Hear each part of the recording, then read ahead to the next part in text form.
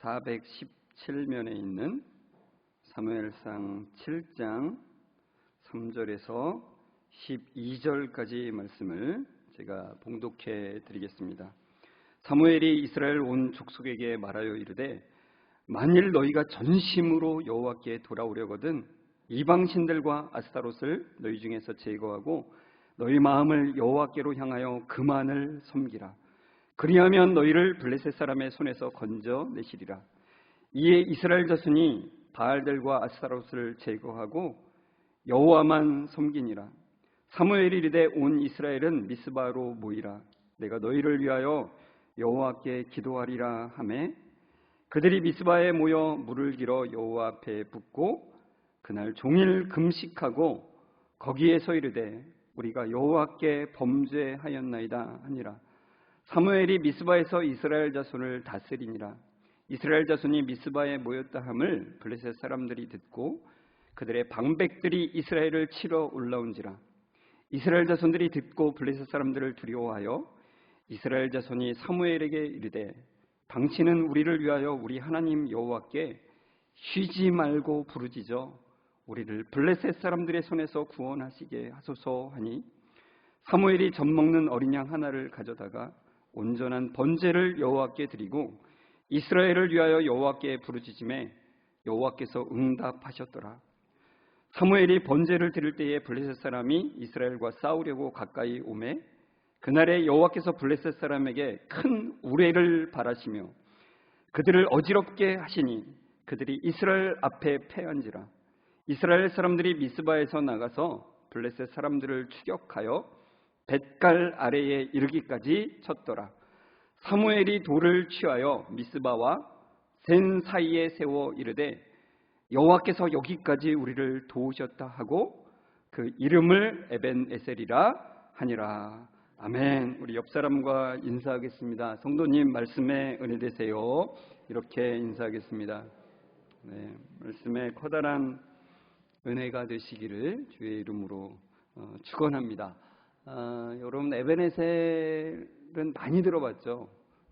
무슨 광고 같은데도 에벤에셀이 많이 나옵니다. 그 사무엘이 이스라엘 백성들을 미스바로 모이라고 이제 하죠. 7장 5절에 보면 사무엘이 이르되 온 이스라엘은 미스바로 모이라. 내가 너희를 위하여 여호와께 기도하리라 이렇게 말씀하십니다. 미스바는 이제 예루살렘과 베델 사이에 있는 성읍인데요. 사무엘은 거기서 이제 이스라엘 백성을 위해서 하나님께 기도하겠다라고 이제 말씀을 하고 그러자 온 이제 이스라엘이 미스바에 모여서 제사를 하고 또 기도하는 그러니까 이제 우리 보통 이제 미스바 대성회 뭐 이런 얘기 예전에는 이제 뭐 여의도 광장에서 막 모일 때 미스바 대성회 뭐 이렇게 말했습니다. 그래서 그 미스바 이 사무엘 때 모였던 이 미스바에서 모였던 그걸 이제 이름을 따서 이제 말하는 건데 이스라엘 백성들이 미스바 대성회를 연 겁니다. 8절을 보시면 이렇게 나와 있습니다. 이스라엘 자손이 사무엘에게 이르되 당신은 우리를 위하여 우리 하나님 여호와께 쉬지 말고 부르짖어 우리를 블레셋 사람들의 손에서 구원하시게 하소서. 왜 이렇게 말했냐면 미스바에서 이스라엘 백성들이 모인 것이 블레셋 사람들의 귀에 들어간 거예요. 그러니까 이스라엘이 모여서 이제 반란을 꾀책하나 보다 하고서는 블레셋의 방백들이 이제 군대를 이끌고 미스바로 향한 겁니다. 이 소식에 이스라엘 백성들이 얼마나 이제 두려웠냐면 사무엘에게 간절한 마음으로 말하는 거예요. 우리 하나님 여호와께 쉬지 말고 기도해 주십시오. 그래서 우리를 블레셋 사람들의 손에서 하나님의 구원하시게 해 주십시오. 이렇게 기도한 거죠. 그래서 사무엘이 이제 10절에 보면 젖 먹는 어린 양 하나를 가져다가 온전한 번제를 여호와께 드리고 이스라엘을 위해서 여호와께 부르짖습니다. 이 사무엘의 간절한 기도에 하나님께서 응답을 하시는데 여호와께서 이제 미스바로 오고 있는 이제 블레셋 사람에게 큰 우레를 바라시죠. 그 우레 때문에 블레셋 사람들이 어지럽게 됩니다. 대혼란을 겪는 거죠. 그러니까 우리 사사 시대에 그 기드온과 함께한 300명이 뭘 듭니까? 횃불을 들고 그 다음에 나팔을 불면서 하나님을 위하여, 기드온을 위하여 뭐 이렇게 외쳤을 때 미디안 족속들이 어떻게 했습니까? 정신이 없어서 지금 적군이 지금 자기들 안에 들어온 줄 알고서 그냥 막 안 보이는 상태에서 막 그냥 같이 맞붙어서 싸운 거죠, 자기네들끼리. 그래서 이제 이스라엘이 승리하게 되는데, 마찬가지에서 여기도 하나님께서 이 블레셋을 혼란하게 하셔서 자기네들끼리 싸우고 뭐 패하게 도망가게 하신 겁니다. 그러니까 이스라엘이 승리하게 하신 건데, 여러분 제가 지금 이 이야기를 들려주면서 여러분은 어떤 생각이 듭니까? 무엇 때문에 이스라엘 백성들이 이겼다라는 생각이 드십니까? 뭐 사무엘의 기도였을까요? 사무엘이 간절히 기도했더니 하나님이 그것을 이제 응답하셨다. 그러니까 우리 열심히 기도합시다. 이렇게 우리가 받아들여야 될까요? 아니면 사무엘이 번제를 드린 것 때문에 하나님이 응답하셨을까요? 그러니까 우리도 열심히 예배합시다. 하나님께서 우리에게 승리를 주실 겁니다. 열심히 예배합시다. 집중해서 예배합시다. 뭐 좀 전에 제가 말씀드린 것처럼 핸드폰 보지 말고 열심히 기도합시다. 그러면 하나님께서 역사하십니다. 이렇게 우리가 적용할까요? 이 전쟁과 더불어서 뭐 성경에 너무나 많은 전쟁들이 나오는데 이 미스바에서 있었던 이 전쟁의 이야기와 같이 함께 살펴볼 전쟁이 있어요. 이제 바로 그 앞에 있는 전쟁인데, 이보다 앞서 이제 블레셋과의 전투입니다. 이때 이제 싸웠던 곳이 바로 에베네셀이라고 하는 곳인데, 오늘 이제 나온 그 지명이에요. 그러니까 사실은 이 지명이 나중에 지어진 것인데, 그 앞에 있는 그 지명도 같이 이제 이 지명으로 말한 것이라 볼 수 있죠. 이 에베네셀이라고 하는 곳에 이제 이스라엘이 진을 쳤고, 블레셋은 아벡이라고 하는 곳에서 진을 쳤습니다. 그런데 첫 번째 전투에서 블레셋과 이제 싸운 건데 4,000명이 그 이스라엘 군대가 죽게 돼요. 그래서 이제 패하고 나서 이스라엘 장로들이 이제 이야기를 합니다. 사무엘상 4장 3절을 보면 이렇게 나와 있습니다. 백성이 진영으로 돌아오매 이스라엘 장로들이 이르되 여호와께서 어찌하여 우리에게 오늘 블레셋 사람들 앞에 패하게 하셨는고, 여호와의 언약궤를 실로에서 우리에게로 가져다가 우리 중에 있게 하여 그것으로 우리를 우리 원수들의 손에서 구원하게 하자 하니, 그럽니다. 그러니까 여호와의 언약궤를 실로에, 지금 실로에 이제 언약궤가 있는데 그 실로에서 그 언약궤를 가져오게 하자는 거예요. 그래서 이 블레셋과의 전쟁에서 이제 우리가 언약궤를 앞세워서 나가자. 그래서 그 언약궤가 우리들을 원수들의 손에서 구원하게 하자, 그런 겁니다. 이 언약궤는 하나님의 임재의 상징이니까 하나님을 앞장세워서 나가자, 그런 겁니다. 그러니까 여러분, 하나님이 앞서가시니까 당연히 승리하겠죠. 그죠? 당연히 승리할 것이라고 이제 이스라엘 백성들은 믿은 겁니다. 그런데 그 결과는 그들의 기대와는 다르게 이스라엘의 엄청난 패배를 경험하게 되죠.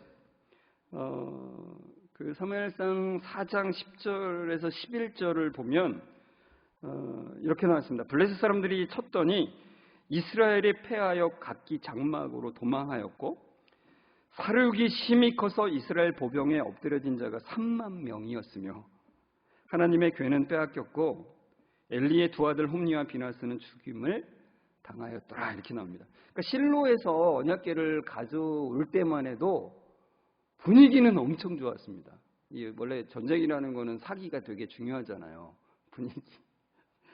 그 언약궤가 들어오니까 이스라엘 백성들이 함성을 질렀어요. 기쁨의 함성입니다. 이제는 이겼다.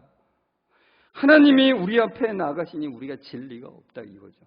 그 뭐 땅이 울릴 정도로 이스라엘 백성들이 함성을 지르고 막 좋아가지고 막 기뻐하는 거예요.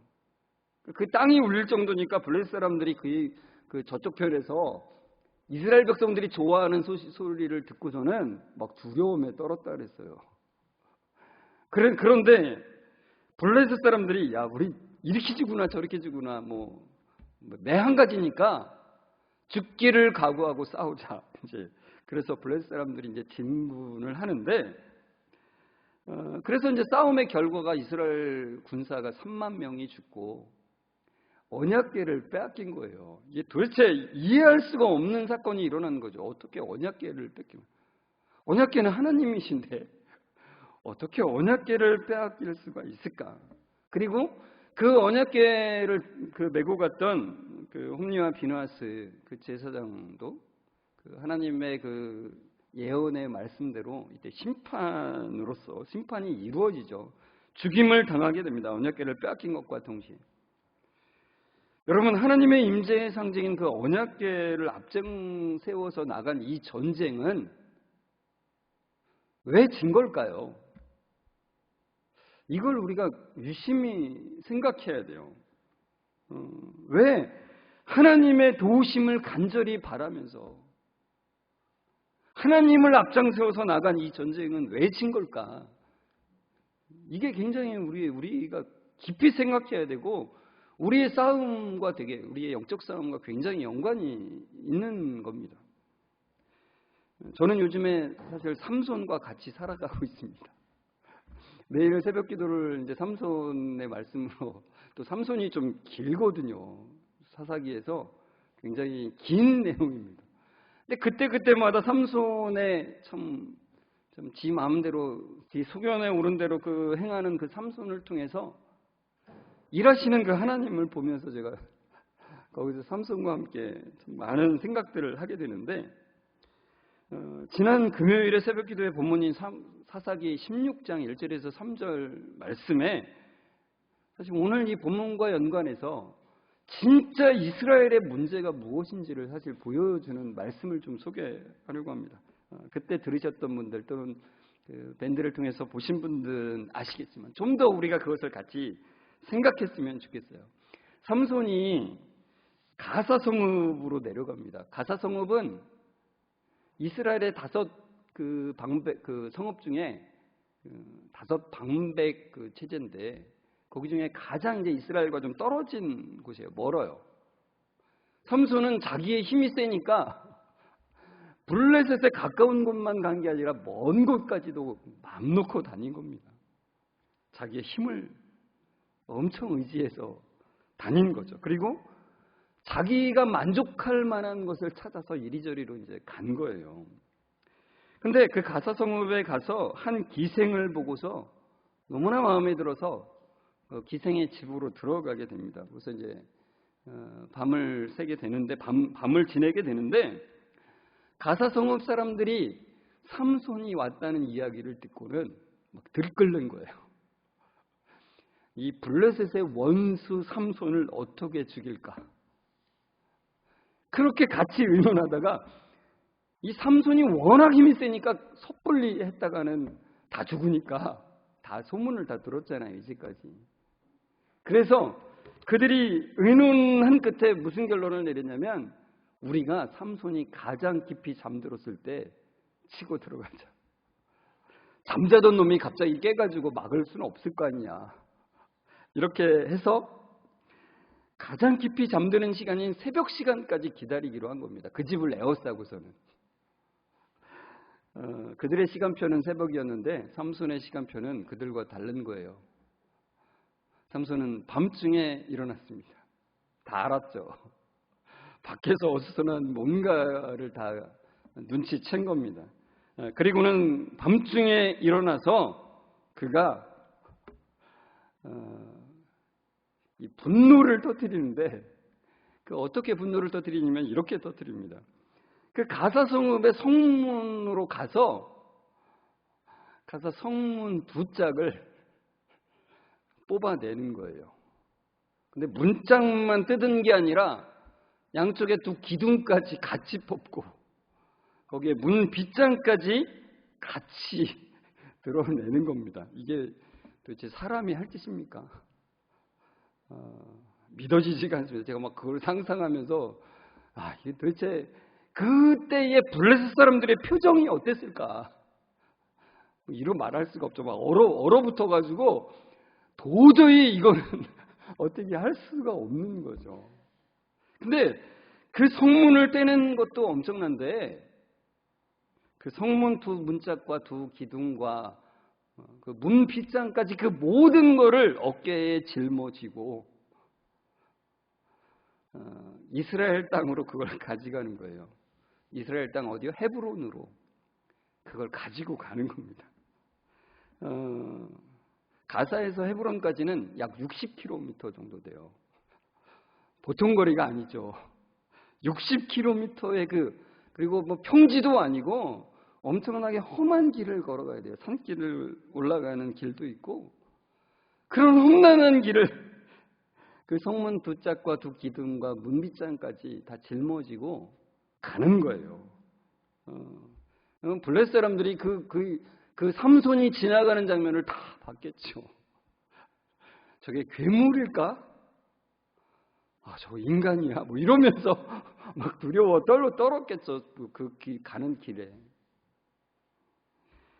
여러분, 삼손이 왜 이런 일을 했겠습니까? 뻔하죠. 나 이 정도에 되는 사람이야. 나 건들지 마. 너네 죽어. 그러니까 나 화나게 하지 마. 이런 거 아니겠습니까? 삼손은 과시욕으로 그랬습니다. 내가 이렇게 힘이 센데 너희 나 죽이려고 하면 큰일 나. 이걸 보여주는 거죠. 그런데 여러분, 이 장면을 보면서 우리가 꼭 봐야 되는 게 있어요. 제가 아까 말씀드렸듯이 삼손은 자기 힘을 과시하지만 하나님을 의지하는 것은 단 1도 없어요. 삼손에게. 그런데 삼손이 자기의 탐욕을 위해서 나아가고 자기의 힘을 과시하는 데에 모든 것을 쓰고 있을 때 여전히 하나님은 삼손을 통해서 일하고 계시다는 거예요. 그러니까 여러분, 삼손이 엇나감을 통해서도 그걸 통해서 일하고 계시다는 거예요. 그러니까 삼손은 자기의 힘을 과시해서 저 두 문짝과 두 기둥과 문빗장을 다 짊어지고 가지만 하나님께서는 하나님의 심판을 블레셋 사람들에게 보여주고 계신 거예요. 그리고 그것이 헤브론 땅에 와서 세워지잖아요. 그럼 삼손은 자기의 자존심을 거기다가 탁 세우는 거죠. 그러나 하나님은 그 가사 성읍의 두 문짝을 이스라엘 백성들에게 보여주시면서 하나님의 아주 중요한 말씀을 하고 계시는 거예요. 이스라엘 백성들아, 봐라. 삼손이 아무것도 가지지 않았지만 그가 맨몸으로 가장 깊은 성읍, 가사 성읍의 문짝을 떼어서 짊어지고 여기까지 왔다. 너희가 이 문짝을 보면서 생각해야 된다는 거예요. 어떤 걸 생각해보라고요? 승리는 하나님께 달려 있다. 전쟁은 군인 숫자로 하는 것도 아니고 무기의 강력함으로 하는 것도 아니다. 너희들의 문제는 군사력이 약한 것에 달린 게 아니다. 너희들의 문제는 강력한 군사력을 가진 블레셋이 아니라 하나님과의 단절된 관계 때문이다. 이렇게 말씀하시는 거예요. 여러분, 하나님께서는 아주 일관되게 성경의 전체의 문맥에 이걸 우리에게 말씀해 주고 계세요. 전쟁에서의 승리는 무엇에 달려 있다고요?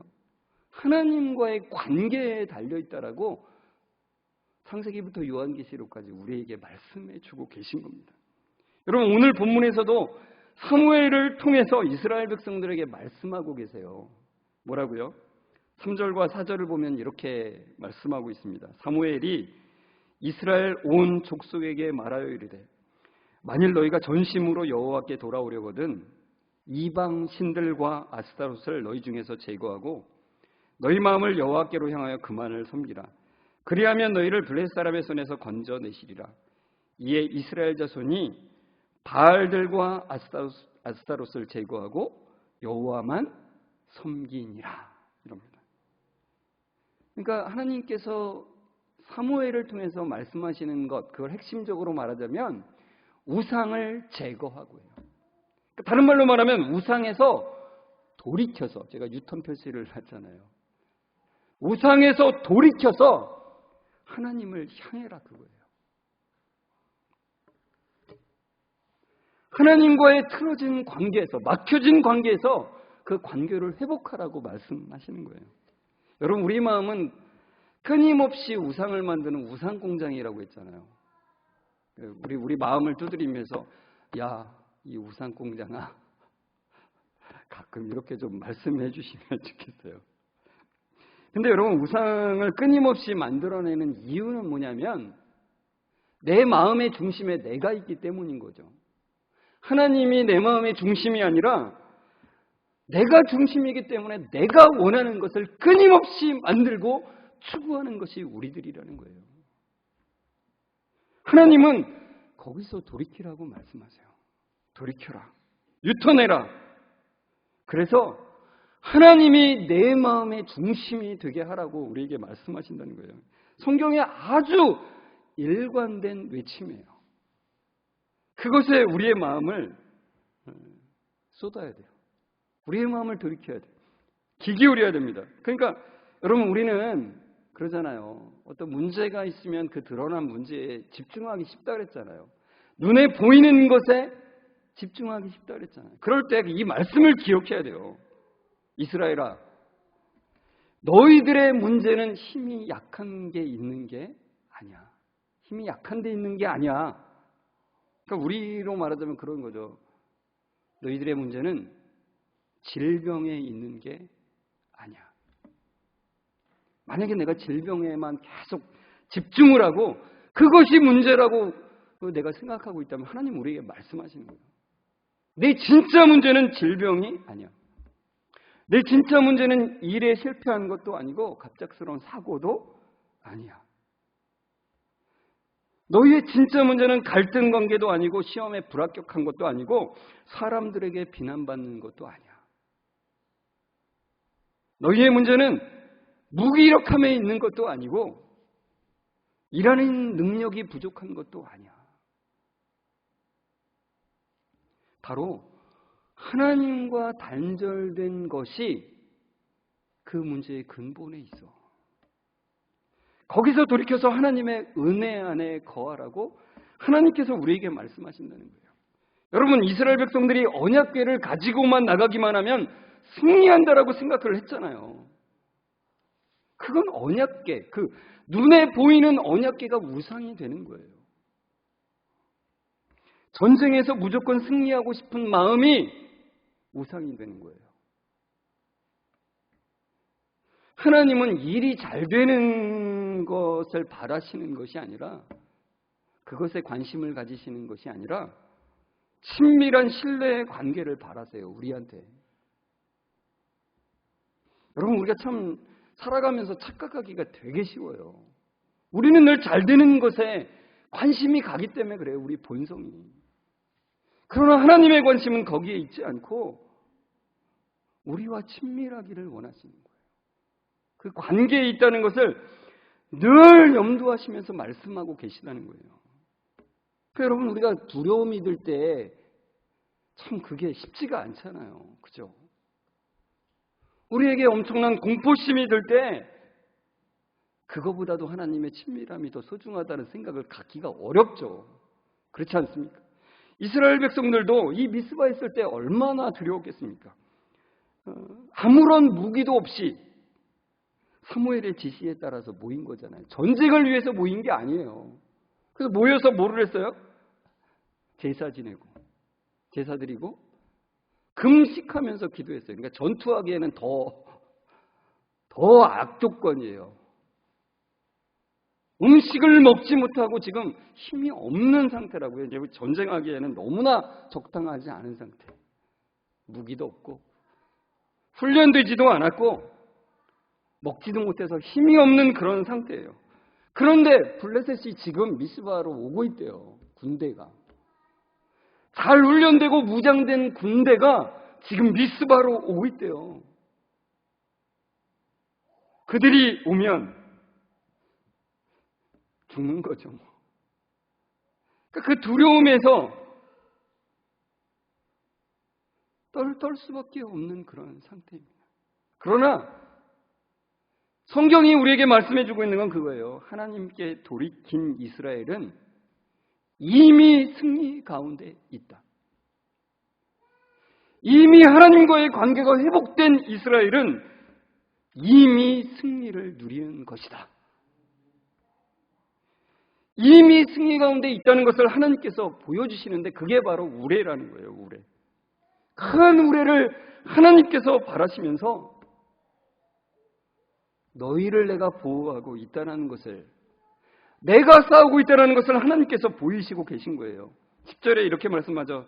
사무엘이 번제를 드릴 때 블레셋 사람이 이스라엘과 싸우려고 가까이 오매 그날에 여호와께서 블레셋 사람에게 큰 우레를 발하여 그들을 어지럽게 하시니 그들이 이스라엘 앞에 패한지라. 이렇게 말씀합니다. 여러분, 하나님께 돌이킨 자, 하나님 안에 있는 자는 하나님이 싸우시는 거예요. 그 보호 아래에 있는 거예요. 여러분, 우리가 잘 알듯이 전쟁은 누구에게 있다고요? 하나님께. 전쟁은 누구에게 달린 거라고요? 하나님께 달려 있습니다. 나에게 달려 있는 게 아니라, 나를 도와주는 어떤 것에 달린 것이 아니라 하나님께 달려 있다라는 거예요. 그러나 우리가 눈에 보기에는 패하는 것 같은 상황이 참 많잖아요. 그죠? 요한복음 16장 33절인데 같이 우리 읽어볼까요? 시작. 이것을 너희에게 이르는 것은 너희로 내 안에서 평안을 누리게 하려 함이라. 세상에서는 너희가 환난을 당하나 담대하라. 내가 세상을 이기었노라. 우리가 세상에서는 환난을 당한대요. 고난이 있습니다. 지는 것 같은 상황이 우리에게 있다는 거예요. 그러나 하나님께서 말씀하시죠. 담대해라. 내가 세상을 이기었다. 여러분, 대장간에서는 새를 단련할 때 큰 망치와 작은 망치를 사용하는 거 아시죠? 제가 예전에 한번 보여드렸었는데, 큰 망치로 한 사람이 정말 쇠가 부서질 정도로 강하게 내리쳐요. 그러면 그 쇠를 잡고 이렇게 잡고 있는 사람이 작은 망치로 그 사이사이에 톡톡 치면서 그 쇠를 다듬어 가요. 여러분, 사탄은 큰 망치로 우리를 부서질 정도로 세게 내리칩니다. 그러니까 그걸 맞을 때는 우리가 지는 것 같아요. 패배하고 있는 것 같이 느껴지죠. 그러나 하나님께서 우리에게 약속하시는 바는 뭐냐면, 하나님은 그 모든 것을 사용하셔서, 큰 망치와 작은 망치를 모두 사용하셔서 우리를 다듬어 가신다는 거죠. 그러니까 우리가 하나님과의 친밀함이 가장 소중하다는 것을 보게 하신다는 거예요. 여러분, 이스라엘 백성들은 이 미스바에서 모여서 회개의 기도와 금식을 하죠. 제사와 예배를 드립니다. 그렇게만 모였던 이스라엘 백성들이죠. 아무런 무기도 없고, 그리고 아무런 전쟁 준비도 하지 않았지만 하나님께서 주신 그 기이한 도우심으로 말미암아 미스바에서 일어나 나가서 블레셋 사람들을 추격합니다. 마치 이 가을에 뭔가를 추수를 하듯이, 과일이 다 익은 거를 다 그냥 기쁨으로 따듯이, 볕단을 하나 그냥 하나하나 베듯이 아무런 준비도 없었는데 그것을 따는 거예요. 추수를 하듯이. 참, 여러분, 이것을 어떻게 우리가 이걸 설명을 할 수 있겠습니까? 하나님의 그 놀라운 섭리를 우리가 다 헤아릴 수가 있겠습니까? 다 설명할 수 없는 그 기이한 도우심으로 인해서 승리를 누리는 거예요. 우리도 마찬가지로.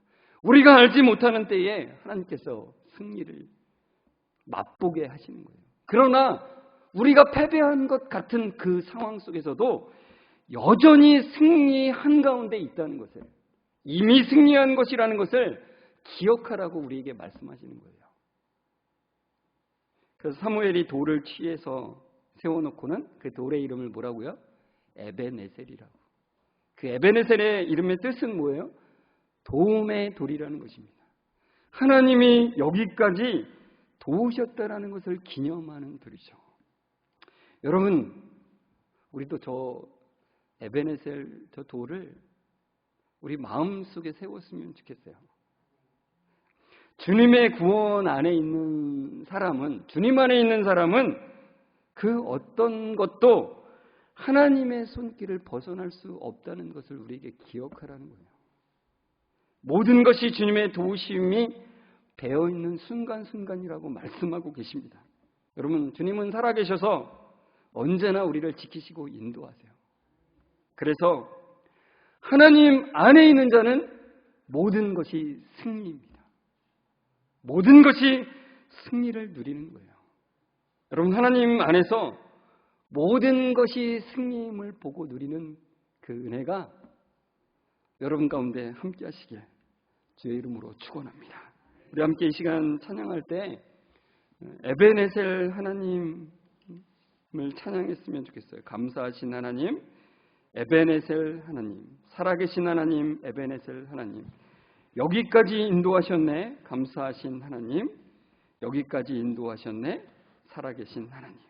우리 그 모든 것 가운데 승리를 이미 허락하신 그 주님을 생각하면서 같이 찬송했으면 좋겠습니다.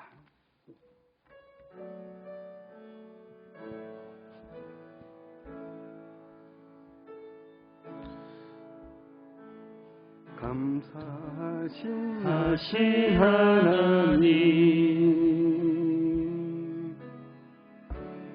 에베네셀 하나님, 살아계신 하나님, 에베네셀 하나님, 여기까지 인도하셨네, 여기까지 인도하셨네. 감사하신 하나님, 감사하신 하나님, 여기까지 인도하셨네, 여기까지 인도하셨네. 살아계신 하나님, 살아계신 하나님, 감사하신 하나님, 감사하신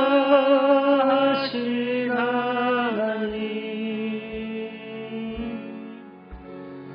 에베네셀 하나님,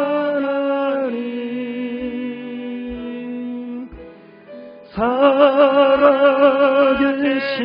하나님, 에베네셀 하나님. 다시 한번 감사하신 하나님, 감사하신 하나님, 에베네셀 하나님, 살아계신 하나님,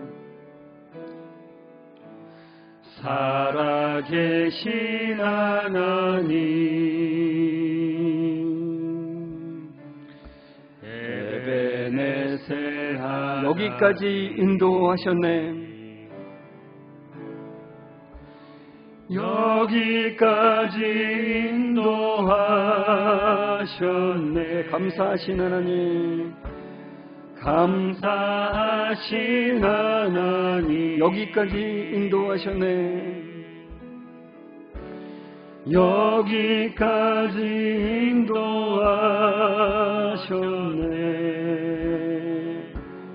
살아계신 하나님, 감사하신 하나님, 에베네셀 하나님,